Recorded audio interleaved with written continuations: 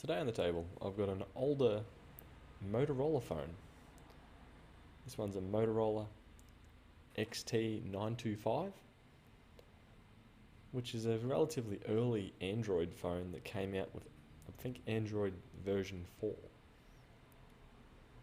To get the bottom off this, all you really need is a T5 screwdriver. Undo 2 sections and then slide the phone up. Then there's 2 flex connectors that need to be disconnected,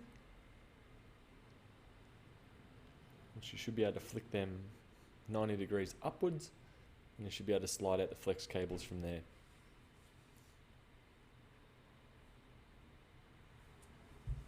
The issues with some of the older devices nowadays, similar to this phone, another one I worked on was a Galaxy S2 for data recovery as well, is that the spare parts just aren't there anymore.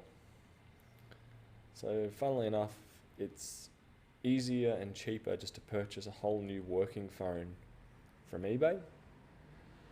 For example, the phone on the left I've got sitting here, the other Motorola. That one was purchased for around $20 off eBay, including postage. And that's AUD, not US dollar.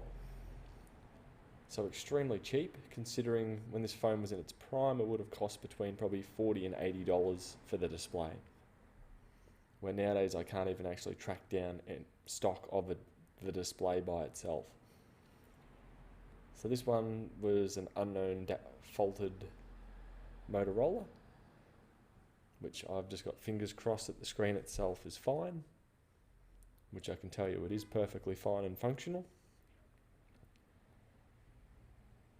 So overall, this turned into a relatively cheap data recovery job, where they've got back a working phone which they'll be able to freely at their own leisure take the information off that phone. So yeah, very simple design. 2 screws at the bottom, slide up, undo 2 flex cables, pull them out, and you've got the screen completely removed. Anyway, I'm going to let the video play out from here, and I'll catch you later.